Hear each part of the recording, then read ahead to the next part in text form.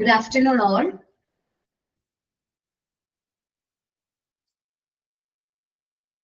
Good afternoon. So നമ്മൾ hospital പ്ലാനിങ്ങിനെ കുറിച്ചിട്ടാണ് different സ്റ്റേറ്റസിനെ കുറിച്ചിട്ട് ഡിഫറെന്റ് സ്റ്റേറ്റ്സിനെ കുറിച്ചിട്ടാണ് ഇപ്പൊ പറഞ്ഞുകൊണ്ടിരിക്കുന്നത്, ഡിഫറെന്റ് ടാസ്കുകളെ കുറിച്ചിട്ട്. ആദ്യം നമ്മൾ പറഞ്ഞത് assessment of the extent of need for hospital service ആണ്. നമ്മൾ ഹോസ്പിറ്റൽ സർവീസ് നീഡ്സിനെ കുറിച്ചിട്ട് നല്ല രീതിയിലുള്ള അസസ്മെന്റ് ചെയ്യണം. First of all bed planning, എത്ര നമ്പർ ഓഫ് ബെഡുകൾ വേണം എന്നുള്ളതിനെ കുറിച്ച് കറക്റ്റ് ആയിട്ട് നമുക്ക് പ്ലാൻ ചെയ്യാൻ പറ്റണം. ഹോസ്പിറ്റൽ സൈസ് നമ്മൾ പ്ലാൻ ചെയ്യണം. ലാർജ് വേണോ, സ്മോൾ വേണോ, മീഡിയം വേണോ എന്നുള്ളതിനെ കുറിച്ചിട്ട് ഒരു ബ്രീഫ് ആയിട്ടുള്ള ഒരു പ്ലാൻ വേണം. ദെൻ നെക്സ്റ്റ് ആണ് choosing a site. Next step എന്തായാലും സൈറ്റ് സെക്കൻഡ് സ്റ്റെപ്പ് ആണ്. നമ്മൾ പറയുകയാണെങ്കിൽ പ്ലാനിങ്, ഹോസ്പിറ്റൽ പ്ലാനിങ്ങിൽ സെക്കൻഡ് സ്റ്റെപ്പ് ആണ് എന്ത്, ചൂസിങ് എ സൈറ്റ് എന്ന് പറയുന്നത്. നമുക്ക് നോക്കാം. The second task of the hospital planning team will be to choose the site for the hospital. നമ്മുടെ ഹോസ്പിറ്റലിന് വേണ്ട സൈറ്റ് ചൂസ് ചെയ്യുക എന്നതാണ് എന്ത് സെക്കൻഡ് ടാസ്ക് എന്ന് പറയുന്നത്. Site cares is important factor for on the suitability of it. നമ്മളൊരു hospital select ചെയ്യാനായിട്ട് suitable ആയിട്ടുള്ള ഒരു സൈറ്റ് വേണം നമ്മൾ എന്ത് ചെയ്യാനായിട്ട്, സെലക്ട് ചെയ്യാനായിട്ട്.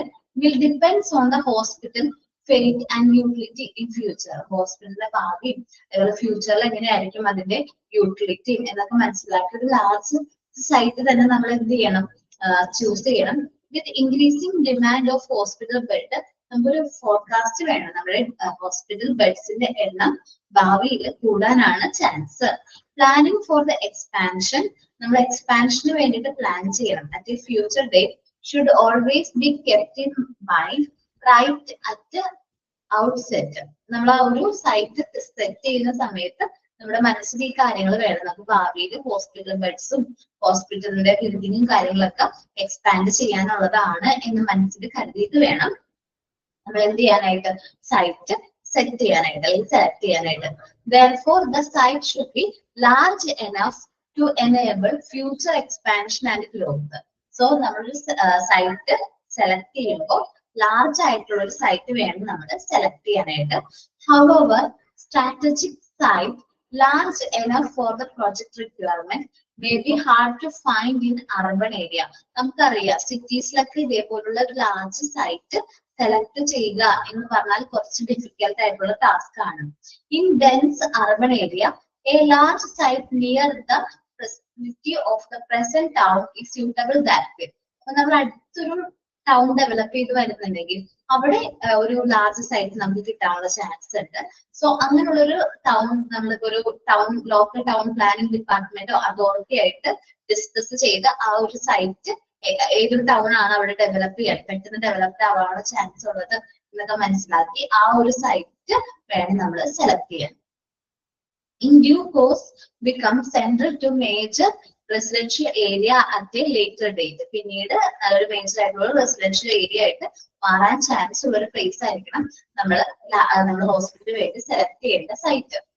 Working closely with local town planning authority will be beneficial in selecting the site. അപ്പൊ നമ്മൾ ലോക്കൽ ടൗൺ പ്ലാനിംഗ് ഏജൻസി ഒക്കെ ആയിട്ട് ഒരുമിച്ച് വർക്ക് ചെയ്യുന്നതിലൂടെ നമുക്ക് കറക്റ്റ് ആയിട്ടൊരു സൈറ്റ് നമുക്ക് എന്ത് ചെയ്യാൻ പറ്റും, സെലക്ട് ചെയ്യാനായിട്ട് പറ്റും.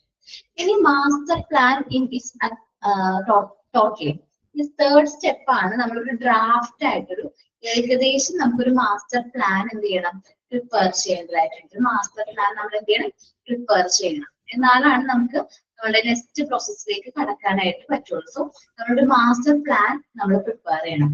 Preparing a draft master plan in the third task of the planning team. Planning ടീമിനെ സംബന്ധിച്ച് തേർഡ് ടാസ്ക് ആയിട്ട് പറയുന്നത് ഒരു ഡ്രാഫ്റ്റ്, ഒരു മാസ്റ്റർ പ്ലാൻ ഡ്രാഫ്റ്റ് ചെയ്യാന്നുള്ളതാണ്. പെർഫെക്റ്റ് പ്ലാൻ അല്ല നമ്മളോട് ഉദ്ദേശിക്കുന്നത്.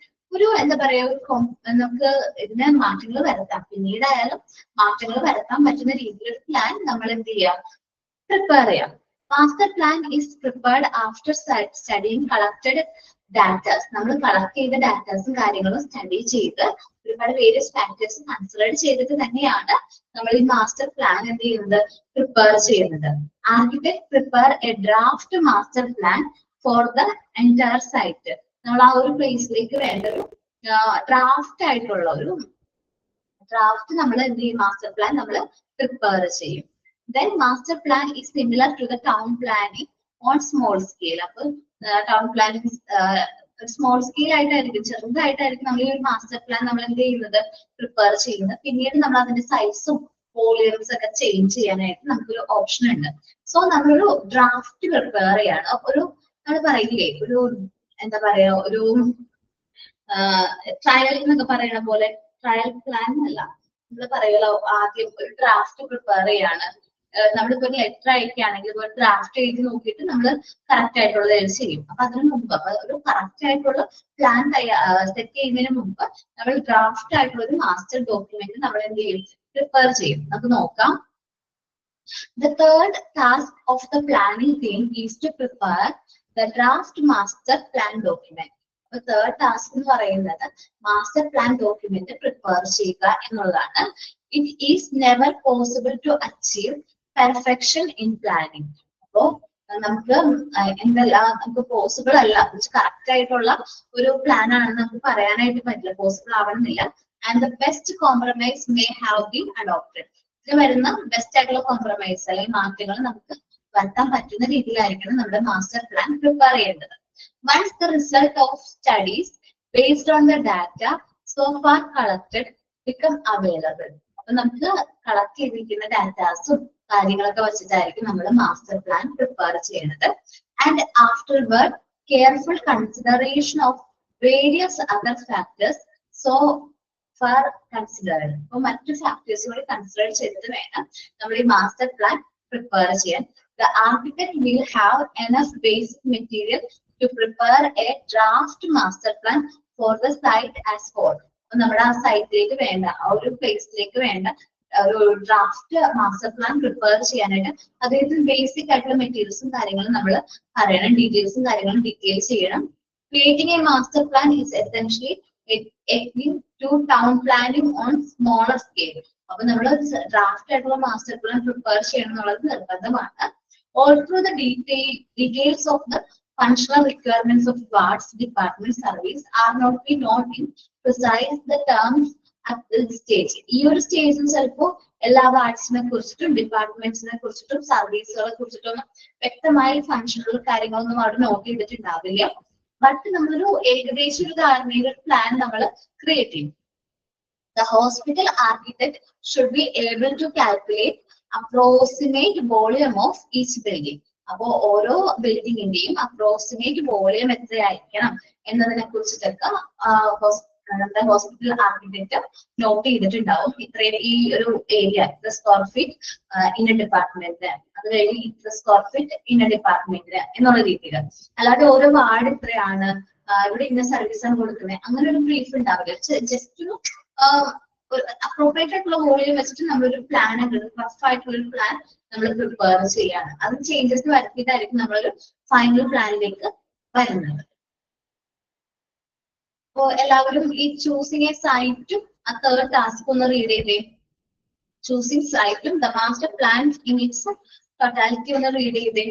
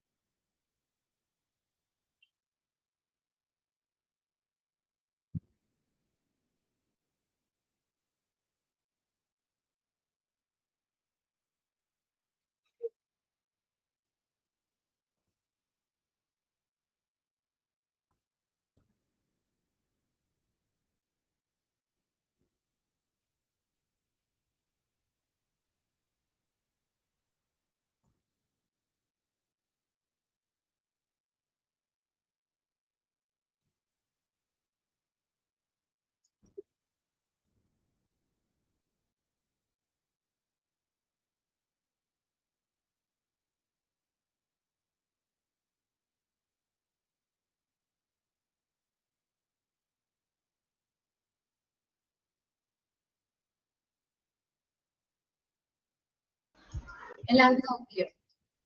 ഓക്കെ.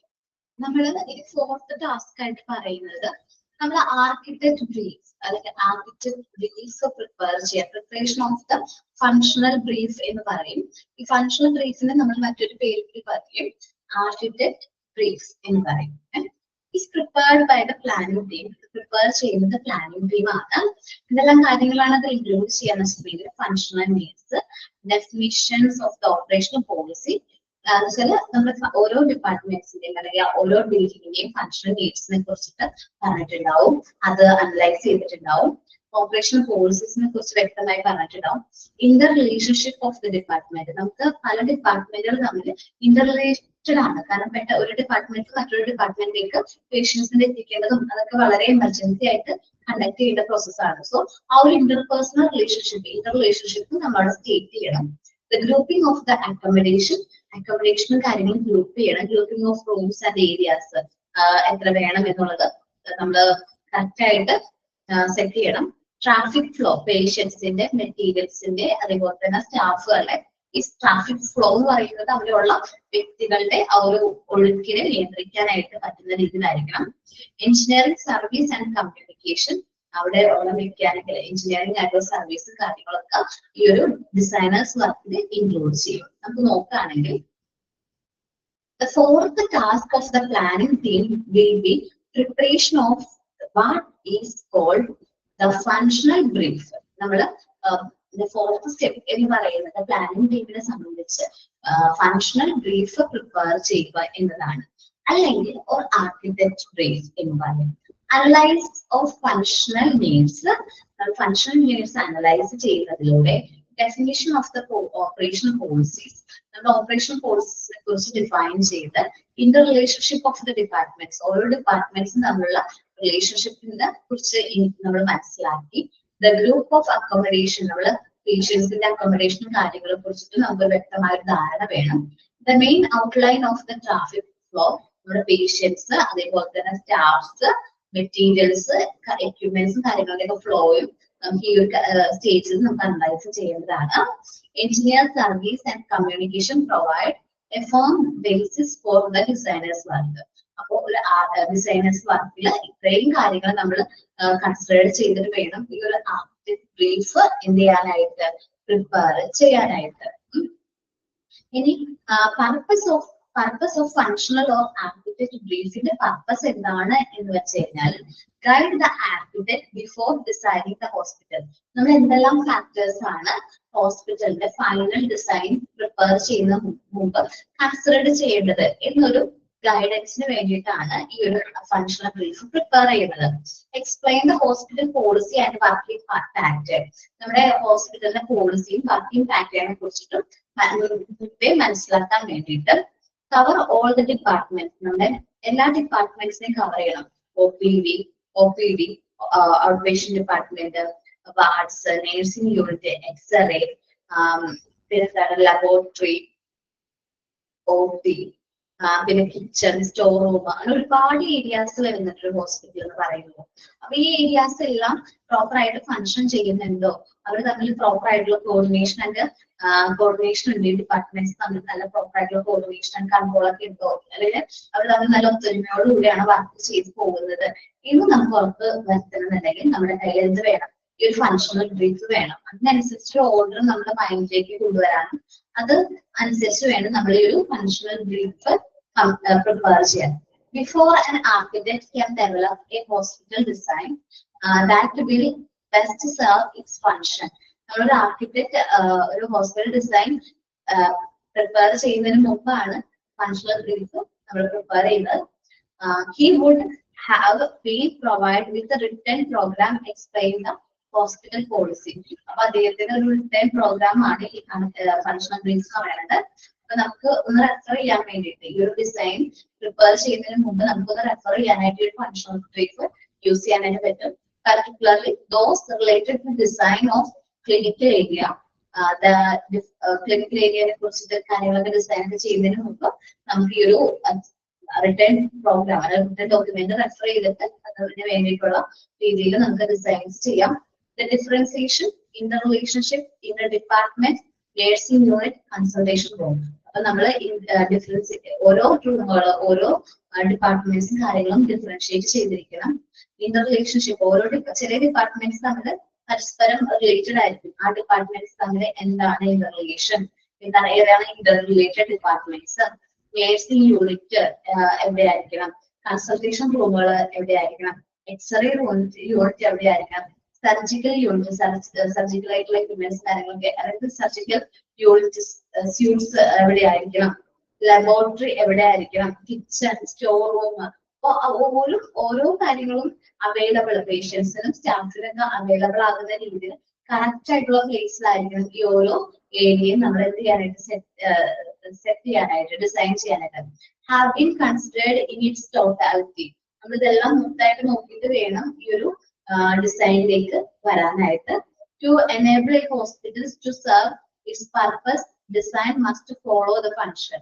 അപ്പൊ നമ്മൾ കറക്റ്റ് ആയിട്ട് ഹോസ്പിറ്റല് നല്ല രീതിയിൽ സെർവ് ചെയ്യണമെന്നുണ്ടെങ്കിൽ ഈ ഡിസൈൻ അതിന്റെ ഫങ്ഷൻ ഫോളോ ചെയ്താൽ മാത്രമേ, ഓരോ ഡിപ്പാർട്ട്മെന്റ്സും സെറ്റ് ചെയ്തിരിക്കുന്ന ആ ഒരു ഡിസൈനിൽ അത് നല്ല രീതിയിൽ ഫങ്ഷൻ ചെയ്താൽ മാത്രമേ നമുക്ക് കറക്റ്റ് ആയിട്ട് ഹോസ്പിറ്റൽ ഡിസൈൻ പെർഫെക്റ്റ് ആണ്, അല്ലെങ്കിൽ ഹോസ്പിറ്റൽ കറക്റ്റ് ആയിട്ടുള്ള രീതിയിലാണ് ഡിസൈൻ ചെയ്തിരിക്കുന്നതെന്ന് നമുക്ക് പറയാനായിട്ട് പറ്റുള്ളൂ. അപ്പൊ preparation of the functional brief ആണ് റീഡ് ചെയ്യാം കേട്ടോ.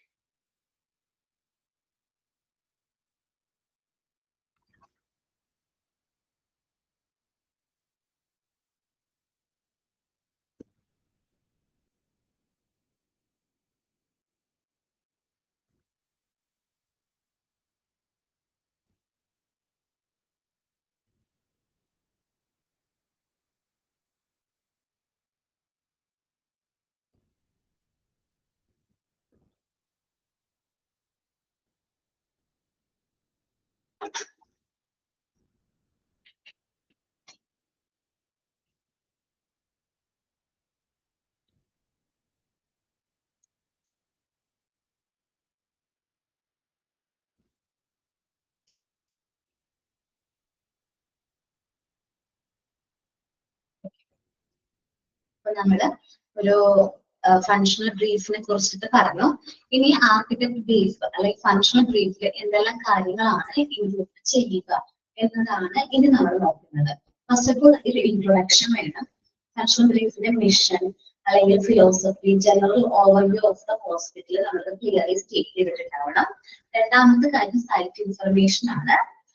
സൈറ്റിനെ കുറിച്ചിട്ടുള്ള നമ്മുടെ എവിടെയാണ് നമ്മൾ ആ ഒരു സൈറ്റ് സെലക്ട് ചെയ്യാൻ ഉദ്ദേശിക്കുന്നത്, അല്ലെങ്കിൽ സൈറ്റ് എവിടെയാണ്, സൈറ്റിന്റെ location, boundaries, total area and topography, എത്ര ഏരിയ ഉണ്ട്, ടോട്ടൽ സർഫസ് ഏരിയ എത്രയുണ്ട്, അതിനെ കുറിച്ചിട്ടൊരു വ്യക്തമായിട്ട് അവിടെ സ്റ്റേറ്റ് ചെയ്തിട്ടുണ്ടാവണം. പിന്നെ എക്സിസ്റ്റിംഗ് പബ്ലിക് യൂട്ടിലിറ്റീസ് ഏതൊക്കെയാണ് അടുത്തുള്ളത്, അതുപോലെ നിയറസ്റ്റ് സിറ്റി ഏതാണ്, നിയറസ്റ്റ് എയർപോർട്ട് ഏതാണ്, റെയിൽവേ സ്റ്റേഷൻ എവിടെയാണ് എന്നുള്ള കാര്യങ്ങൾ. നമ്മളുടെ ഈ ഒരു സൈറ്റിന് എടുക്കുന്നതിൽ നിയറസ്റ്റ് ആയിട്ടുള്ള സിറ്റി ഏതാണ്, സൈറ്റിനടുത്തുള്ള ഏറ്റവും അടുത്ത സിറ്റി ഏതാണ് എന്നുള്ളത് നോട്ട് ചെയ്യണം. അതുപോലെ എയർപോർട്ട് എവിടെയാണ്, നിയറസ്റ്റ് എയർപോർട്ട് ഏതാണ്, റെയിൽവേ സ്റ്റേഷൻ ഏതാണ് എന്നുള്ളത് നോട്ട് ചെയ്യണം. ക്ലൈമറ്റ് ആൻഡ് വെതർ കണ്ടീഷൻ, ആ ഒരു ഏരിയയിൽ വരുന്ന ക്ലൈമറ്റ് എങ്ങനെയുള്ള ക്ലൈമറ്റ് ആണ്, അതുപോലെ വെതർ കണ്ടീഷൻ എങ്ങനെയായിരിക്കും, അതൊക്കെ അനുസരിച്ച് വേണം നമ്മൾ പ്ലാൻസും കാര്യങ്ങളൊക്കെ എന്ത് ചെയ്യാനായിട്ട് പ്രിപ്പയർ ചെയ്യാൻ. കാരണം എപ്പോഴും റെയിനി ആയിട്ടുള്ള ഒരു ഭയങ്കരമായിട്ട് റെയിനി അല്ലെങ്കിൽ നമുക്ക് റെയിൻ ഒക്കെ ഉള്ള ഒരു ഏരിയ ആണ്, ഭയങ്കര റെയിനി ആയിട്ടുള്ള ഒരു ഏരിയ ആണെങ്കിൽ സോ നമുക്ക് അവിടെ വാട്ടറിന്റെ അല്ലെങ്കിൽ നമ്മൾ ഈ വെള്ളം ഡ്രെയിനേജിന്റെ ഒക്കെ പ്രശ്നങ്ങൾ വരാനുള്ള ചാൻസ് ഉണ്ട് ഭാവിയിൽ. സോ അത് ഓവർകം ചെയ്യുന്ന രീതിയിൽ വേണം നമ്മൾ ഡിസൈൻ ചെയ്യാനായിട്ട്. സോ ഇതെല്ലാം നോക്കിയിട്ട് വേണം ആ ഒരു സൈറ്റ് നമ്മൾ സെലക്ട് ചെയ്യാൻ. സൈറ്റ് സെലക്ട് ചെയ്ത് കഴിഞ്ഞാൽ അത് ഓവർകം ചെയ്യുന്ന രീതി, അതിന്റെ പ്രോബ്ലംസ് ഉണ്ടെങ്കിൽ അതെങ്ങനെ ഓവർകം ചെയ്യാന്നുള്ളതും ഡിസൈൻ അല്ലെങ്കിൽ ബിൽഡ് ചെയ്യുന്നതിന് മുമ്പ് നമ്മളത് സെറ്റ് ചെയ്യണം. ഇനി വർക്ക് ലോഡ് പ്രൊജക്ഷൻ ആണ്. എത്ര എക്സ്പെക്ടഡ് പേഷ്യന്റ് ലോഡ്, എത്ര പേഷ്യൻസ് വരാനുള്ള ചാൻസ് ഉണ്ട്, and peak work load, future ഗ്രോത്തും, അതുപോലെ എത്ര മാക്സിമം വർക്ക് ലോഡ് വരും, ഫ്യൂച്ചറിൽ അതെത്ര കൂടാനുള്ള ചാൻസ് ഉണ്ട് എന്നതിനെ കുറിച്ചിട്ട് നമ്മൾ ഈ ഒരു ബ്രീഫ്, ആർക്കിടെക്ട് ബ്രീഫിന്റെ ബ്രീഫ് ചെയ്യുമ്പോൾ തന്നെ നമ്മൾ നോട്ട് ചെയ്യേണ്ടതാണ്. ദെൻ ഫങ്ഷണൽ കണ്ടന്റ് ആണ്, ഡിപ്പാർട്ട്മെന്റ് വൈസ് ഫങ്ഷൻസ് എങ്ങനെയാണ്, number of bed and bed mix, ഓരോ എത്ര നമ്പർ ഓഫ് ബെഡ്സ് വേണം എന്നതിനെ കുറിച്ച് ഇത് വേണം. പിന്നെ വർക്ക് ഫ്ലോ എങ്ങനെയായിരിക്കണം, ട്രാഫിക് ഫ്ലോ എങ്ങനെയായിരിക്കണം. ഈ വർക്ക് ഫ്ലോ എന്ന് വെച്ചിട്ടുണ്ടെങ്കിൽ സ്റ്റാഫ്സിനെ കുറിച്ച്, സ്റ്റാഫിന്റെ ഫ്ലോയും കാര്യങ്ങളാണ്. ട്രാഫിക് ഫ്ലോ എന്ന് പറഞ്ഞാൽ നമ്മുടെ പേഷ്യൻസും മെറ്റീരിയൽസും എക്യുപ്മെന്റ്സും കാര്യങ്ങളും ഫ്ലോ ചെയ്യുന്ന ആ വരുന്നതും കൊണ്ടുപോകുന്ന രീതികളാണ് ഈ പറയുന്നത്. ഇനി എക്യുപ്മെന്റ്സ് ആണ്, type and quantity of the medical equipments required. നമ്മൾ ഏത് ടൈപ്പ് ഓഫ് എക്യുപ്മെന്റ്സ് ആണ്, ക്വാണ്ടിറ്റി ഓഫ് എക്യുപ്മെന്റ്സ് ആണ് വേണ്ടത് എന്നതിനെ കുറിച്ച് നമുക്കൊരു നല്ലൊരു ധാരണ, എത്ര വേണം എന്നുള്ളത് കറക്റ്റ് ആയിട്ട് മെൻഷൻ ചെയ്യാം. Zoning, grouping and location of the department. നമ്മൾ സോൺസ് തിരിക്കുക എന്ന് കേട്ടല്ലേ, ഇന്ന സോണാണ്. അപ്പൊ ആ സോണിംഗ് വെച്ച ഡിപ്പാർട്ട്മെന്റൈസേഷൻ ആണ്. ഓരോ ഡിപ്പാർട്ട്മെന്റ്സ് ആയിട്ട് നമ്മളത് ഡിവൈഡ് ചെയ്യണം. Grouping or location of the department and facility, നമ്മുടെ ആ ഡിപ്പാർട്ട്മെന്റ്സിന്റെയും ഫെസിലിറ്റിയും ഗ്രൂപ്പ് ചെയ്യുന്ന ആ ഒരു രീതിയിൽ ഗ്രൂപ്പ് ചെയ്യണം. ദെൻ പോളിസീസ് ആൻഡ് പ്രൊസീജിയേഴ്സ് ആണ് നെക്സ്റ്റ് പറയുന്നത്. പേഷ്യൻസിന്റെയും സ്റ്റാഫിന്റെയും മൂവ്മെന്റ്സ് നമ്മൾ ഫസ്റ്റ് നോക്കണം. പേഷ്യൻസിന്റെ സ്റ്റാഫിന്റെ മൂവ്മെന്റ്സ് എങ്ങനെയാണ്, അതേപോലെ തന്നെ പേഷ്യന്റ് സ്റ്റാഫ് മൂവ്മെന്റ്സ്. പിന്നെ സർവീസുകളുണ്ട്, CSST, ലോണ്ടറി, കാറ്ററിംഗ്, പിന്നെ main supply, stand by electricity supply, ഈ കാര്യങ്ങളൊക്കെ നമ്മൾ ശ്രദ്ധിക്കണം. HVA എന്നുണ്ടോ അതില്, HVAC എന്ന് പറഞ്ഞാൽ heating, ventilation and air conditioning ആണ് കേട്ടോ. HVAC ഒന്ന് നോട്ട് ചെയ്ത് വെച്ചേക്ക്. ഹീറ്റിംഗ്, വെന്റിലേഷൻ, എയർ കണ്ടീഷനിങ് ആണ്. CSST എന്താണ്, ഫുൾ ഫോം അറിയോ? അറിയാം, ഒന്ന് പറഞ്ഞു നോക്കി. ആരെങ്കിലും ടൈപ്പ് ചെയ്തയക്കണ്ട, പറഞ്ഞോ. CSST full form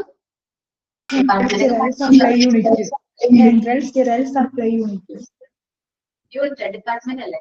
okay, CSSU and CSST. Okay, യൂണിറ്റും ഡിപ്പാർട്ട്മെന്റ് പറയാം. അപ്പൊ HVACയുടെ ഫുൾ ഫോമോ ഞാൻ പറഞ്ഞല്ലോ. ഇപ്പൊ HVAC ഒരാളൊന്ന് ടൈപ്പ് ചെയ്ത് അയക്കുകയാണെങ്കിൽ വളരെ നല്ലതായിരിക്കും കേട്ടോ. ഹീറ്റിംഗ്, ഞാൻ ടൈപ്പ് ചെയ്ത് അയക്കാം.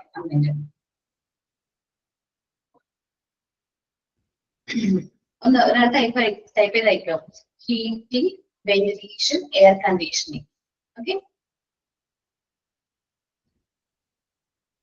ഓക്കെ, അപ്പൊ നമുക്ക് അതെങ്ങനെയാണ്, ഹീറ്റിംഗ് എങ്ങനെയായിരുന്നു, വെന്റിലേഷൻ എങ്ങനെയാണ് പ്ലാൻ ചെയ്യുന്നത്, എയർ കണ്ടീഷനിങ്, ഏത് റൂമിന് എയർ കണ്ടീഷണർ നമ്മൾ സെറ്റ് ചെയ്യണം എന്നുള്ളതിനെ കുറിച്ച് നമ്മൾ പ്ലാൻ വേണം. Fire protection, infection control, pollution control, future expansion plans കാര്യങ്ങൾ എങ്ങനെയായിരിക്കണം എന്നതിനെ കുറിച്ചിട്ട് നമുക്ക് ഏകദേശം ആ ഒരു നമ്മൾ ആർക്കിടെക്ട് ബ്രീഫിൽ തന്നെ അത്രയും കാര്യങ്ങൾ നമ്മൾ നോട്ട് ചെയ്യേണ്ടതായിട്ടുണ്ട്. ഇത്രയും കാര്യങ്ങൾ ആർക്കിടെക്ട് ബ്രീഫിൽ തന്നെ നമ്മൾ പറഞ്ഞിട്ടുണ്ടാവണം. ദെൻ നമ്മൾ 8th പോയിന്റിലേക്ക് വരുമ്പോൾ ഷെഡ്യൂൾ ഓഫ് അക്കോമഡേഷൻ ആണ്. List of the all space and the function, ഓരോ പ്ലേസിന്റെയും അതിൻ്റെതായ ഫംഗ്ഷൻസിനെ കുറിച്ചിട്ട് നമ്മൾ ഒരു ലിസ്റ്റ് പ്രിപ്പയർ ചെയ്യണം. Number of staff at each duty station, ഓരോ ഡ്യൂട്ടി സ്റ്റേഷനിലും എത്ര നമ്പർ ഓഫ് സ്റ്റാഫ്സ് റിക്വയർഡ് ആണ് എന്നുള്ളത് നോട്ട് ചെയ്യണം. Activities carried out in each area, ഓരോ ഏരിയയിലും എന്തെല്ലാം ആക്ടിവിറ്റീസ് ആണ് ക്യാരി ഔട്ട് ചെയ്യുന്നത് എന്നതിനെ കുറിച്ചിട്ട് അത് നോട്ട് ചെയ്തിരിക്കണം. Relationship within and between the departments, ഓരോ ഡിപ്പാർട്ട്മെന്റ്സ് തമ്മിലുള്ള റിലേഷൻഷിപ്പ് അത് എന്താണ്, അവർ തമ്മിലുള്ള റിലേഷൻഷിപ്പ് കാര്യങ്ങൾ നമ്മളത് നോട്ട് ചെയ്തിരിക്കണം. ദെൻ ഫേസിംഗ് പറയുന്നത് division of project into phases if required. നമ്മൾ ഈ ഹോൾ പ്രോജക്ട് നമ്മൾ ഡിഫറെന്റ് ഫേസസ് ആയിട്ട് ഡിവൈഡ് ചെയ്യും. അതിന്റെ ഫേസ്, ഫസ്റ്റ് ഫേസ് ഹോൾ ആയിട്ടുള്ള ഒരു പ്രോജക്റ്റിനെ ഡിവൈഡ് ഇൻടു സബ് വർക്ക്, നമ്മൾ ഓരോ ആക്ടിവിറ്റി അല്ലെങ്കിൽ ഓരോ വർക്കായിട്ട് ഡിവൈഡ് ചെയ്യും. പിന്നെ ഡിവൈഡ് ഇൻടു അപ്രോപ്രിയേറ്റ് ഫേസ് ആയിട്ട് ഡിവൈഡ് ചെയ്യുന്ന ഒരു പ്രോസസ്സാണ് ഫേസിംഗ് എന്ന് പറയുന്നത്. നെക്സ്റ്റ് ഫാക്ടർ ആണ് ഫിനാൻഷ്യൽ ആക്സസ് എന്ന് പറഞ്ഞിട്ടുണ്ടെങ്കിൽ സോ നമുക്ക് ഈ ഒരു പ്രോജക്റ്റ് കംപ്ലീറ്റ് ചെയ്യണം. അത് ഒരുപാട് നമുക്ക് ഫിനാൻഷ്യലി നമുക്ക് വെയിറ്റ് ചെയ്യുന്നുണ്ട്. അപ്പൊ അതിന് വരുന്ന എസ്റ്റിമേഷൻ കാര്യങ്ങൾ നമ്മൾ നോട്ട് ചെയ്യണം. കൺസ്ട്രക്ഷൻ കോസ്റ്റ് എത്ര രൂപ വരും, എക്യുപ്മെന്റ്സിന് എത്ര കോസ്റ്റ് വരും, ഫർണിച്ചറിന് എത്ര കോസ്റ്റ് വരും, ടോട്ടൽ പ്രോജക്ട് കോസ്റ്റ്, ഈ പ്രോജക്റ്റ് കംപ്ലീറ്റ് ചെയ്ത് ലാസ്റ്റ് നമുക്ക് എത്ര ചെലവായിട്ടുണ്ടാകും, ഈ ഫണ്ടൊക്കെ വേണമല്ലോ, നമുക്ക് ഈ കോസ്റ്റും കാര്യങ്ങളും മീറ്റ് ചെയ്യണം. അതിന് വേണ്ട ഫണ്ട് എങ്ങനെ വരും, അല്ലെങ്കിൽ ഫണ്ട് എങ്ങനെ നമ്മൾ റൈസ് ചെയ്യും എന്നതിനെ കുറിച്ചിട്ട് നമ്മള് ആർക്കിടെക്ട് ബ്രീഫിൽ പറഞ്ഞിട്ടുണ്ടാവണം. നമുക്ക് നോക്കാം ആർക്കിടെക്ട് ബ്രീഫ് നമുക്ക് വേർഡ് ബൈ വേർഡ് റീഡ് ചെയ്ത് നോക്കാം കേട്ടോ. First one is introduction, general introduction, mission and philosophy of the proposed hospital. നമ്മൾ പ്രൊപ്പോസ് ചെയ്തിരിക്കുന്ന ഹോസ്പിറ്റലിന്റെ കുറിച്ചുള്ള ഇൻട്രൊഡക്ഷൻ, ജനറൽ ആയിട്ടുള്ള ഇൻട്രൊഡക്ഷൻ വേണം. മിഷൻ, ഫിലോസഫിയും കാര്യങ്ങളും അങ്ങനെ പറഞ്ഞിട്ടുണ്ടാവണം. സൈറ്റ് ഇൻഫർമേഷൻ ആക്കുകയാണെങ്കിൽ നല്ലതായിരിക്കും. ഇൻഫർമേഷൻ കണ്ട് കിടക്കുന്നത് സൈറ്റ് ഇൻഫർമേഷൻ ആണത്. To include topography of the area, site boundary, service area. Then അതിൽ എക്സിസ്റ്റിംഗ് പബ്ലിക് യൂട്ടിലിറ്റീസിനെ കുറിച്ച് പറഞ്ഞിട്ടുണ്ടാവണം.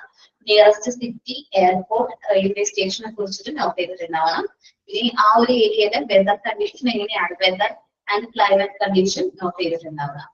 തേർഡ് പോയിന്റ് വരുന്നത് work load projection and specifying expected work load, peak and face.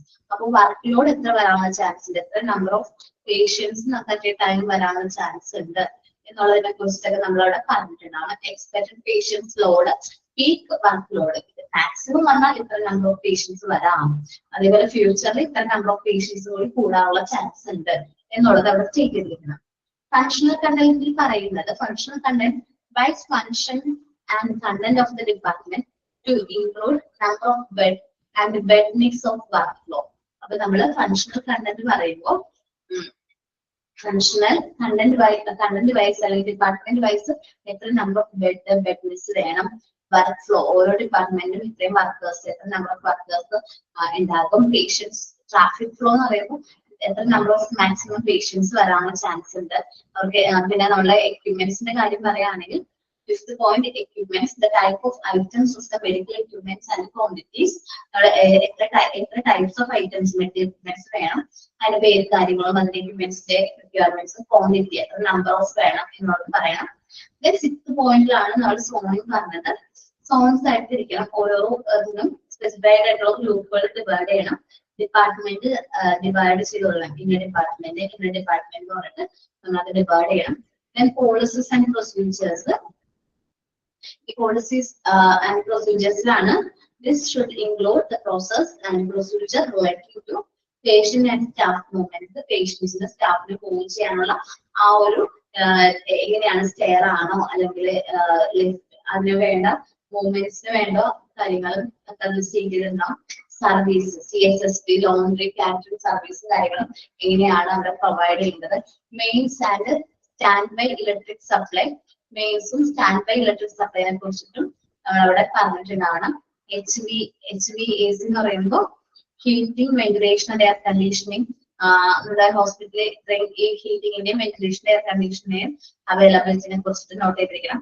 Fire protection എങ്ങനെയായിരിക്കണം, fire സംഭവിക്കുമ്പോൾ നമ്മൾ stair use ചെയ്യണം, അപ്പൊ അതിന് സ്റ്റെയറുകൾ നമ്മൾ ബിൽഡ് ചെയ്യണം, അങ്ങനെ കുറച്ച് കാര്യങ്ങൾ നമുക്ക് ശ്രദ്ധിക്കാം. ഇൻഫെക്ഷൻ കൺട്രോൾ എങ്ങനെ കംപ്ലീറ്റ് ആയിട്ട് നമുക്ക് നല്ല രീതിയിൽ ചെയ്യാനായിട്ട് പറ്റും. പൊല്യൂഷൻ കൺട്രോൾ എങ്ങനെ ചെയ്യാൻ പറ്റും. ഇനി നമ്മുടെ കമ്പനിക്ക് ഫർദർ എക്സ്പാൻഷൻ പ്ലാൻ ഉണ്ടെങ്കിൽ അതെങ്ങനെ എക്സ്പാൻഡ് ചെയ്യാം എന്നതിനെ കുറിച്ചിട്ടും ഈ ഒരു ഫേസിൽ പറഞ്ഞിട്ടുണ്ടാവണം. ഇനി schedule of accommodation, include description of the functions and space. Schedule of accommodation വരുമ്പോൾ ഓരോ സ്പേസിന്റെയും അവരുടെ ഫങ്ഷൻസ് നമ്മൾ അവിടെ നോട്ട് ചെയ്തിരിക്കണം. Number of person working at each duty station, എത്ര നമ്പർ ഓഫ് സ്റ്റാഫ്സ് ആണ് വർക്ക് ചെയ്യുന്നത്, ഓരോ ഡ്യൂട്ടി സ്റ്റേഷനിലും എത്ര നമ്പർ ഓഫ് സ്റ്റാഫ്സ് വേണം. List of all the other space listing the activity performing in each of them. ഓരോ list ചെയ്തിരിക്കുന്ന ആക്ടിവിറ്റീസും എങ്ങനെയാണ്, അതിനുള്ള സ്പേസ് എന്തോരമാണ് എന്നുള്ളത് അവിടെ കറക്റ്റ് ആയിട്ട് മെൻഷൻ ചെയ്യണം. Also the functional relationship with department. നമ്മൾ ചില ഡിപ്പാർട്ട്മെന്റ്സ് തമ്മിൽ ഇന്റർ ഡിപ്പാർട്ട്മെന്റ് റിലേഷൻഷിപ്പ് മെയിൻറ്റെയിൻ ചെയ്യേണ്ട ഡിപ്പാർട്ട്മെന്റ്സ് ഉണ്ട്. സോ ആ ഡിപ്പാർട്ട്മെന്റ്സ് തമ്മിലുള്ള ഫങ്ഷണൽ റിലേഷൻഷിപ്പ് എങ്ങനെയാണ്, ആൻഡ് ഓൾസോ ബിറ്റ്വീൻ ഡിപ്പാർട്ട്മെന്റ്സ് തമ്മിൽ എങ്ങനെയാണ് അവരുടെ ഫങ്ഷണൽ റിലേഷൻഷിപ്പ് എന്നുള്ളത് നോട്ട് ചെയ്യണം. Then phases ആണ്. Phasing എന്ന് പറയുമ്പോൾ നമ്മുടെ ഹോൾ പ്രോജക്റ്റിനെ നമ്മൾ സബ്ഡിവൈഡ് ഇൻടു സ്മോൾ ടാസ്ക്. ഈ ഒരു പ്രോസസ് അല്ലെങ്കിൽ സ്മോൾ ഫേസസ്, ഈ ഒരു പ്രോസസ്സിനെയാണ് നമ്മൾ ഫേസിംഗ് എന്ന് പറയുന്നത്. If the whole project is considered for breaking up into phases, the activity, the work schedule will have to be appropriately divided into appropriate phases. നമ്മൾ appropriate phases ആയിട്ട് divide ചെയ്യുന്നു. 10th നമ്മൾ financial accept ആണ് നമ്മൾ consider ചെയ്യുന്നത്.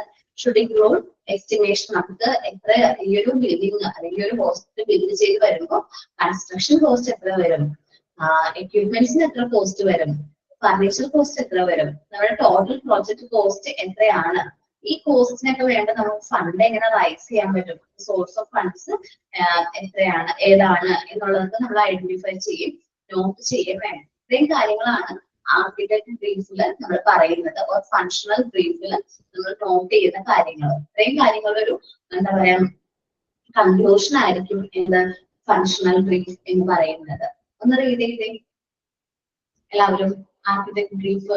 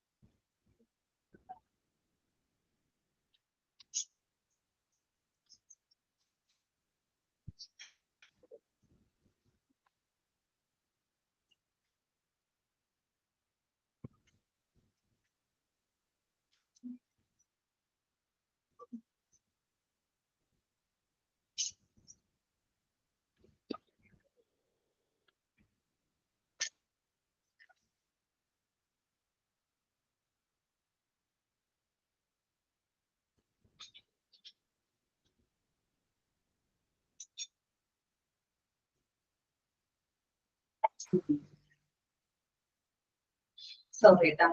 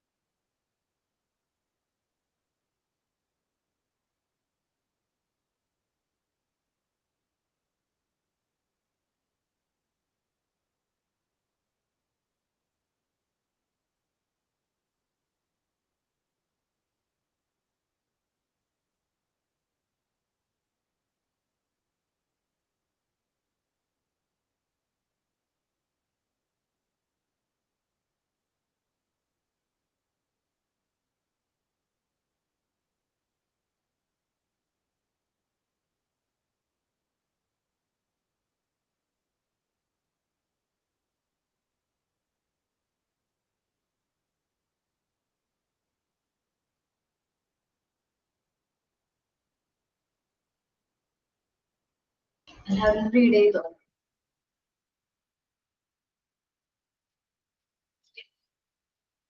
നമ്മള് ഇനി നോക്കുന്നത് കമ്മ്യൂണിക്കേറ്റിംഗ് ആണ് കേട്ടോ. എന്നിട്ട്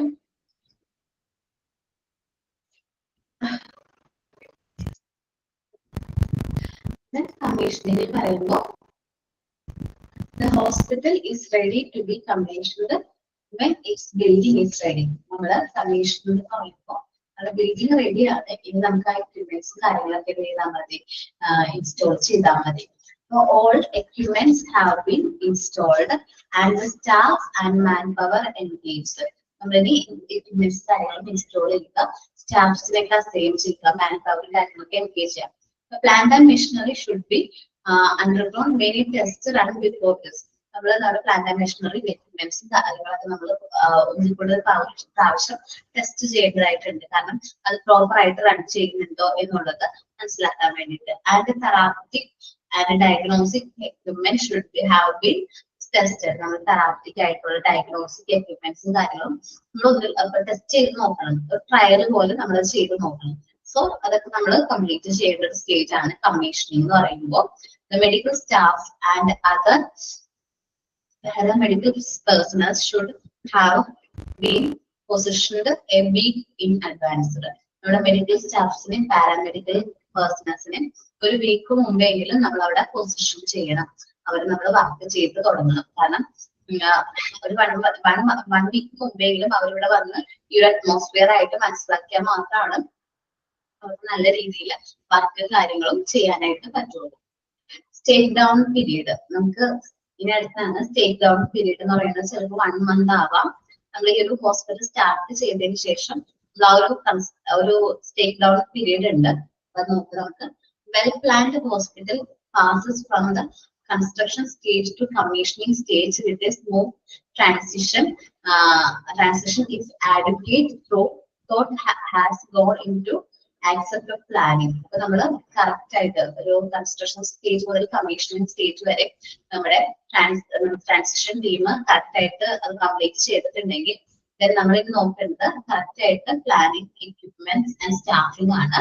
ആഫ്റ്റർ കമ്മീഷനിങ് ഈ ഒരു കാര്യം കൂടി ചെയ്തു കഴിഞ്ഞാൽ hospital staff, patient community, building facility and environment interact and adjust with one another until the hospital settle into usual routine. അപ്പൊ നമ്മള് ഫസ്റ്റ് തന്നെ ഒരു സ്റ്റാർട്ടപ്പ് വരുമ്പോ ഒരു ഹോസ്പിറ്റൽ സ്റ്റാർട്ട് ചെയ്യുന്ന സമയത്ത് നമുക്ക് പെട്ടെന്ന് നമുക്ക് ഈ ഒരു ഹോസ്പിറ്റലായിട്ട് പെട്ടെന്ന് മിങ്കിൾ ആവാനായിട്ട് പറ്റില്ല.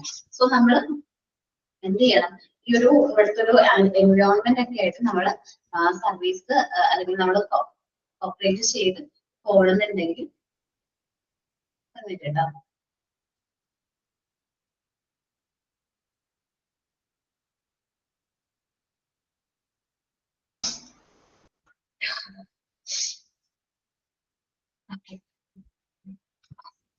ഓക്കെ കേട്ടോ. അപ്പൊ സ്റ്റേക്ക് ഹോൾഡർ പീരീഡ് ഉണ്ടാവും. നമ്മൾ ആ ഒരു കമ്മീഷനിങ് ചെയ്ത് ഒരു 1 month 2 months നമുക്ക് സ്റ്റേക്ക് ഹോൾഡർ പീരീഡ് ആയിരിക്കും. ഹോസ്പിറ്റൽ സെറ്റിൽ ചെയ്തു യൂഷ്വൽ റൂട്ടീൻ, നമ്മുടെ യൂഷ്വൽ റൂട്ടീനിലേക്ക് സെറ്റിൽ ആവാനായിട്ട് നമ്മൾ എടുക്കുന്ന ആ ടൈം പീരീഡിനെയാണ് നമ്മൾ സ്റ്റേക്ക് ഡൗൺ പീരീഡ് എന്ന് പറയുന്നത്. The period from the time of commissioning, നമ്മൾ എക്യുപ്മെന്റ്സും കാര്യങ്ങളൊക്കെ ഇൻസ്റ്റോൾ ചെയ്ത് പീപ്പിൾസിനെ സ്റ്റാഫിനെയൊക്കെ നമ്മൾ അപ്പോയിന്റ് പൊസിഷൻ ചെയ്തതിനു ശേഷമുള്ള ടൈം പീരീഡ്. അതിനുശേഷമാണ് നമ്മൾ ഈ കമ്മീഷനിങ് പീരീഡ് പറയുന്നത്. Commissioning of the hospital will is settled down into a satisfactory functioning entirely in the stakeholder period. അപ്പൊ നമ്മുടെ ഈ ഒരു സ്റ്റേക്ക്ഹോൾഡർ പീരീഡിനുള്ളിൽ ഈ ഒരു പീരീഡിനുള്ളിൽ നമ്മൾ സാറ്റിസ്ഫാക്ടറി ആയിട്ടുള്ള രീതിയിൽ ഫംഗ്ഷൻ ചെയ്ത് സ്റ്റാർട്ട് ചെയ്യണം, നല്ല രീതിയിൽ ഒരു വർക്കും കാര്യങ്ങളൊക്കെ സ്റ്റാർട്ട് ചെയ്യണം. Is the period which is experienced in its teething troubles. ഈ ഒരു പീരീഡിലായിരിക്കും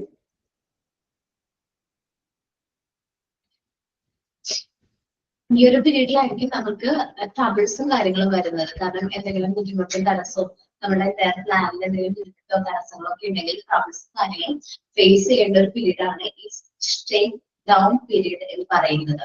അപ്പൊ നമ്മൾ ചെയ്ത പ്ലാൻസിൽ എന്തെങ്കിലും മിസ്റ്റേക്കും കാര്യങ്ങളൊക്കെ ഉണ്ടെങ്കിൽ ഈ പീരീഡിൽ റൈസ് ചെയ്ത് വരാനുള്ള ചാൻസ് കൂടുതലാണ്. In this period will be shorter if adequate time and thought have been devoted to planning and execution and can last from a few months to a year. സാധാരണയായിട്ട് എന്താ പറയാ, ഈ ഒരു സ്റ്റേക്ക് ഡൗൺ പീരീഡ് എന്ന് പറയുന്നത് ഒരു period shorter ആയിരിക്കും. സാധാരണയായിട്ട് പറയാൻ ഷോർട്ടർ പീരീഡ് ആയിരിക്കും. ഒരു ഫ്യൂർ മന്ത്സ് ടു ഒരു 3 to 6 months to ഒരു 1 year ഒക്കെ വരെ ഈ ഒരു സ്റ്റേക്ക് ഡൗൺ പീരീഡ് കണ്ടിന്യൂ ചെയ്യാറുണ്ട്. Any necessity for addition, alteration and modification will become apparent during this period. നമ്മുടെ ഹോസ്പിറ്റൽ ബിൽഡിങ്ങിൽ എന്തെങ്കിലും അഡീഷനോ ഓൾട്രേഷനോ മോഡിഫിക്കേഷനോ ഒക്കെ നമുക്ക് ഈ പീരീഡിൽ ചെയ്യേണ്ടതായിട്ട് വരും. കാരണം നമ്മൾ റൺ ചെയ്ത ആളാണ് അത് കറക്റ്റ് ആയിട്ട് വർക്ക് ചെയ്യുന്നുണ്ടോ എന്ന് അറിയാൻ പറ്റുള്ളൂ. അപ്പൊ വർക്ക് ചെയ്യുന്നതിൽ എന്തെങ്കിലും ഡിഫക്ട്സോ കാര്യങ്ങളൊക്കെ ഉണ്ടെങ്കിൽ നമുക്കത് മോഡിഫിക്കേഷനും അല്ലെങ്കിൽ ഓൾട്രേഷനും ഒക്കെ ചെയ്യേണ്ടതായിട്ട് വരും. As also the necessity to rejustify staffing schedule. നമ്മൾ കറക്റ്റ് ആയിട്ട് സ്റ്റാഫിംഗ് ഷെഡ്യൂൾസ് കറക്റ്റ് ആയിട്ട് ചെയ്യാൻ വേണ്ടിയിട്ട് നമ്മൾ ഇത് മോഡിഫൈ ചെയ്യേണ്ടതായിട്ട് ഉണ്ട്. കറക്റ്റ് ആയിട്ട് ഓൾട്ടർനേറ്റീവ് കാര്യങ്ങളൊക്കെ ചെയ്യണം. അത് മാറ്റങ്ങളൊക്കെ വരുത്തേണ്ടത് മാറ്റങ്ങൾ വരുത്തി നമ്മളുടേതായ വർക്കിലേക്ക് മാറും. പിന്നെ നമ്മൾ കാണുന്നത് ഒരു നല്ല വെൽ എക്യുപ്പൈഡ് ആയിട്ടുള്ള സ്റ്റാഫ്ഡ് ആയിട്ടുള്ള നല്ല ബെസ്റ്റ് ഹോസ്പിറ്റൽ ആയിരിക്കും നമ്മുടെ മുമ്പിൽ കാണുന്നത്. നമ്മുടെ ഹോസ്പിറ്റൽ പ്ലാനിങ് എന്ന് പറയുന്നത് കുറച്ച് സ്റ്റേജസിലൂടെ കടന്നു പോകുന്ന ഒരു പ്രോസസ്സാണ് എന്ത് ഹോസ്പിറ്റൽ പ്ലാനിങ് എന്ന് പറയുന്നത്. നമുക്ക് ഡിഫറെന്റ് സ്റ്റേജസ് ഉണ്ട് ഹോസ്പിറ്റൽ പ്ലാനിങ്. അസസ്മെന്റ് നമുക്ക് ഹോസ്പിറ്റൽ നീഡ്സും കാര്യങ്ങളും അസസ് ചെയ്യുന്നതാണ് ഫസ്റ്റ് ഫേസ് ആണ്. അത് വെച്ചാൽ ബെഡ് പ്ലാനിങ്, ഹോസ്പിറ്റലിന്റെ സൈസ് കാര്യങ്ങളൊക്കെ ചൂസ് ചെയ്യുക. സെക്കൻഡിലേക്ക് വരുമ്പോൾ നമ്മുടെ സൈറ്റ് വളരെ ഇമ്പോർട്ടന്റ് ആയിട്ടുള്ള സെക്ഷനാണ് സൈറ്റ് എന്ന് പറയുന്നത്. സൈറ്റ് നമ്മൾ കൺസിഡർ ചെയ്യാം. ദെൻ നമ്മളൊരു മാസ്റ്റർ പ്ലാൻ പ്രിപ്പയർ ചെയ്യുക. മാസ്റ്റർ പ്ലാനിന് ശേഷമാണ് നമ്മൾ ഫങ്ഷണൽ ബ്രീഫ് പ്രിപ്പയർ ചെയ്യുന്നത്. അതേപോലെ തന്നെ ഫങ്ഷണൽ ബ്രീഫിൽ നമ്മൾ എന്തൊക്കെ കാര്യങ്ങൾ നോട്ട് ചെയ്യണം എന്നതിനെ കുറിച്ച് നമ്മൾ ലിസ്റ്റ് തന്നെ നോക്കിയിട്ടുണ്ടായിരുന്നു. അതിനുശേഷമാണ് കമ്മീഷനിങ്. ബിൽഡിംഗ് റെഡി ആയതിനു ശേഷം നമ്മൾ ചെയ്യുന്ന ഒരു പ്രോസസ്സിനെയാണ് കമ്മീഷനിങ് എന്ന് പറയുന്നത്. നമ്മൾ അവിടേക്ക് എക്യുപ്മെന്റ്സും സ്റ്റാഫ്സിനെയും കാര്യങ്ങളും ഇൻസ്റ്റാൾ ചെയ്യും. നമ്മൾ ഹോസ്പിറ്റൽ റൺ ചെയ്ത് തുടങ്ങുന്നതിന് ഒരു ഫ്യൂ വീക്സ് മുമ്പേ തന്നെ നമ്മൾ അവിടെ മെഡിക്കൽ സ്റ്റാഫ്സിനെ പാരാമെഡിക്കൽ സ്റ്റാഫ്സിനെ ഒക്കെ പൊസിഷൻ ചെയ്യണം. അവർക്ക് ആ ഒരു അറ്റ്മോസ്ഫിയർ ആയിട്ട് വർക്ക് ചെയ്യാനായിട്ട് ഓൾറെഡി ആ വർക്ക് ചെയ്താൽ മാത്രമാണ് അവർക്ക് ആ ഒരു അറ്റ്മോസ്ഫിയർ ആയിട്ട് നല്ല രീതിയിൽ മിങ്കിൾ ചെയ്യാനായിട്ട് പറ്റുള്ളൂ. അതേപോലെ സ്റ്റേജ് ഡൗൺ പീരീഡ് ഉണ്ട്. നമുക്ക് ഹോസ്പിറ്റൽ കമ്മീഷനിങ് ചെയ്ത് കഴിഞ്ഞ് കൺസ്ട്രക്ഷൻ സ്റ്റേജും കമ്മീഷനിങ് സ്റ്റേജും കഴിഞ്ഞ് നമ്മൾ സ്റ്റാർട്ട് ചെയ്തതിന് ശേഷം വരുന്ന ഒരു ടൈം പീരീഡിനെയാണ് നമ്മൾ എന്ത് പറയുന്നത് കമ്മീഷനിങ് എന്ന് പറയുന്നത്. സാറ്റിസ്ഫാക്ടറി ആയിട്ടുള്ള ഫങ്ഷനിങ് ആകുന്ന വരെ ഉള്ള ഒരു ടൈം കാലഘട്ടത്തെയാണ് സ്റ്റേജ് ഡൗൺ പീരീഡ് എന്ന് പറയുന്നത്. May be few months two year വരെയും നമുക്ക് ഈ ഒരു സ്റ്റേജ് ഡൗൺ പീരീഡ് കണ്ടിന്യൂ ചെയ്യാറുണ്ട്. അപ്പൊ ആ സമയത്തായിരിക്കും ചിലപ്പോൾ നമുക്ക് ട്രബിൾസും കാര്യങ്ങളും വരുന്നത്. നമ്മുടെ പ്ലാനിൽ എന്തെങ്കിലും മിസ്റ്റേക്കും കാര്യങ്ങളൊക്കെ ഉണ്ടെങ്കിൽ ഐഡന്റിഫൈ ചെയ്യാൻ പറ്റുന്ന ഒരു പീരീഡ് ആണ് ഈ സ്റ്റേജ് ഡൗൺ പീരീഡ് എന്ന് പറയുന്നത്. നമുക്ക് അങ്ങനെ ട്രബിൾസും കാര്യങ്ങളും ഉണ്ടെങ്കിൽ അത് ഐഡന്റിഫൈ ചെയ്യുകയും അതിന് വേണ്ട മാറ്റങ്ങൾ വരുത്താനും പറ്റുന്ന ഒരു ടൈം പീരീഡ് ആണ് ഈ ഒരു പീരീഡ്. ആ ഒരു പീരീഡ് കൂടി കഴിഞ്ഞു കഴിഞ്ഞാൽ നമ്മുടെ ഹോസ്പിറ്റൽ വർക്കിംഗ് കണ്ടീഷൻ ആണ് പെർഫെക്റ്റ് ആയിട്ട് വർക്ക് ചെയ്യേണ്ട ഒരു ടൈം പീരീഡിലേക്ക് നമ്മുടെ ഹോസ്പിറ്റലിൽ എത്തും. അപ്പോൾ ആ ഒരു ടൈം പീരീഡിലേക്ക് കഴിഞ്ഞ് കഴിഞ്ഞിട്ടുണ്ടെങ്കിൽ നമ്മുടെ ഹോസ്പിറ്റൽ നല്ല എക്യുപ്പൈഡ് ആയിട്ട് വർക്കിംഗ് സ്റ്റാർട്ട് ചെയ്യും. അപ്പൊ നിങ്ങളൊന്ന് കമ്മീഷനിങ് സ്റ്റേജ് ഡൗൺ പീരീഡ് ഒന്ന് വായിക്കാം കേട്ടോ.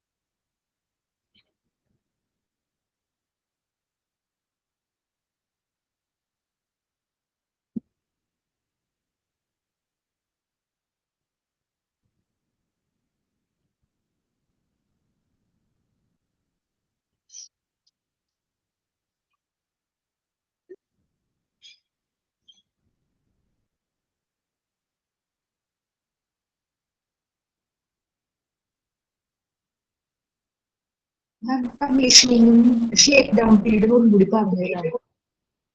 ഓക്കെ, കമ്മീഷനിങ് എന്ന് പറഞ്ഞിട്ടുണ്ടെങ്കിൽ നമുക്ക് ബിൽഡിംഗ് ഇപ്പൊ റെഡി ആയിട്ടുണ്ട്.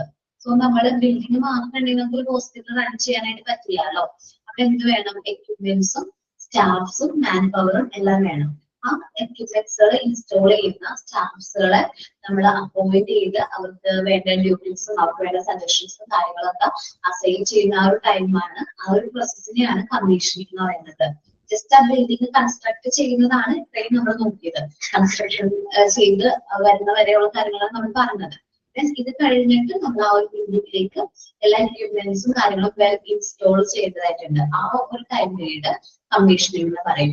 ആ ടൈമിൽ തന്നെയാണ് നമ്മുടെ ഹോസ്പിറ്റലിലേക്ക് വേണ്ട സ്റ്റാഫ്സിനെ അതേപോലെ തന്നെ മാൻ പവർ എന്നുവെച്ചിട്ടുണ്ടെങ്കിൽ ഹ്യൂമൻ റിസോഴ്സിനെ നമ്മൾ സെലക്ട് ചെയ്യുന്നതും റിക്രൂട്ട് ചെയ്യുന്നത് അങ്ങനെയുള്ള പ്രോസസ് ഒക്കെ ഉണ്ടല്ലോ. നമ്മള് സിമ്പിൾ ആയിട്ട് നമുക്ക് സ്റ്റാഫ്സിനെ എല്ലാവരെയും റിക്രൂട്ട് ചെയ്യാനില്ല. സോ ഇന്റർവ്യൂസ് കണ്ടക്ട് ചെയ്ത് റിക്രൂട്ട്മെന്റ് ചെയ്ത് റൈറ്റ് ആയിട്ടുള്ള പേഴ്സൺസിനെ റൈറ്റ് ആയിട്ടുള്ള ജോബിലേക്ക് നമ്മൾ പ്ലേസ് ചെയ്യുന്ന ഒരു ടൈം പീരീഡ് ആണ് അത്. ഇപ്പൊ കമ്മീഷനിങ് എന്ന് പറയുമ്പോൾ നമ്മൾ കറക്റ്റ് ആയിട്ട് ഈ മെഡിക്കൽ സ്റ്റാഫ്സിനെയും മറ്റ് പാരാമെഡിക്കൽ സ്റ്റാഫ്സിനെയും എല്ലാവർക്കും ഇതിന്റെ പൊസിഷൻസും കാര്യങ്ങളൊക്കെ കൊടുത്ത് അവർ നമ്മൾ അപ്പോയിന്റ് ചെയ്യണം. ഓരോരുത്തരുടെ പൊസിഷൻ എന്നതാണ്, ഇന്ന ഡിപ്പാർട്ട്മെന്റിലാണ് വർക്ക് ചെയ്യേണ്ടത് എന്ന രീതിയിൽ നമ്മളത് അവർക്ക് അസൈൻ ചെയ്ത് കൊടുക്കണം. നമ്മൾ ഈ ഒരു എന്താ പറയുക ഇനാഗ്രേഷൻ പോലെ പറയുകയാണെങ്കിൽ തന്നെ ഒരു ഹോസ്പിറ്റൽ സ്റ്റാർട്ട് ചെയ്യുകയാണെങ്കിൽ ഇനാഗ്രേഷന് മുമ്പ് ഫ്യൂ വീക്സ് മുമ്പ് 1 month മുമ്പ് മുതലേ ഇവരെല്ലാവരും ഈ വർക്കിംഗ് കണ്ടീഷൻ അല്ലെങ്കിൽ വർക്കിംഗ് അറ്റ്മോസ്ഫിയർ ആയിട്ട് കുറച്ചുകൂടി അഡാപ്റ്റബിൾ ആവണം. മനസ്സിലാക്കണ്ടേ അവിടെ എന്നതാണ് വർക്ക്, ഒരു വർക്കിംഗ് എൻവയോൺമെന്റ് ആയിട്ട് അവർക്ക് കുറച്ചുകൂടി ഈസി ആയിട്ട് അണ്ടർസ്റ്റാൻഡബിൾ ആവണമെങ്കിൽ അവർ നേരത്തെ നമ്മൾ എന്ത് ചെയ്യണം? അപ്പോയിന്റ് ചെയ്ത് ആ ഒരു വർക്കിംഗ് അറ്റ്മോസ്ഫിയർ ആയിട്ട് അവര് മിങ്കിൾ ആവാനുള്ള ഒരു ടൈം കൊടുക്കണം, വേണ്ടേ? അപ്പൊ ആ ഒരു ടൈമിന് ആ ഒരു കാര്യത്തിനെയാണ് നമ്മൾ കമ്മീഷനിങ് എന്ന് പറയുന്നത്. ഇനി ഷേക്ക് ഡൗൺ പീരീഡ് എന്ന് പറഞ്ഞാൽ കമ്മീഷനിങ് കഴിഞ്ഞിട്ടുള്ള ഒരു സ്റ്റേജ് ആണ് ഷേക്ക് ഡൗൺ പീരീഡ് എന്ന് പറയുന്നത്. നമ്മൾ ഒരു ഹോസ്പിറ്റൽ സ്റ്റാർട്ട് ചെയ്തത് പ്രോപ്പർ ആയിട്ട് റൺ ചെയ്ത് അതിന്റെ ട്രാക്കിലേക്ക് വരാൻ കുറച്ച് ടൈം പീരീഡ് എടുക്കും അല്ലെ. കറക്റ്റ് ആയിട്ടുള്ള റൈറ്റ് രീതിയിൽ അത് റൺ ചെയ്ത് വരാനായിട്ട് നമുക്ക് കുറച്ച് ടൈം പീരീഡ് എടുക്കും. നമ്മൾ ഏതൊരു ബിസിനസ് ആവട്ടെ, ഏതൊരു കാര്യമാവട്ടെ, ഏതൊരു സ്ഥാപനവും സ്റ്റാർട്ട് ചെയ്ത് ആ സ്റ്റാർട്ടിങ്ങിൽ തന്നെ നമ്മൾ പ്രതീക്ഷിക്കുന്ന പോലെ വിജയം ഉണ്ടാവണമെന്നില്ല.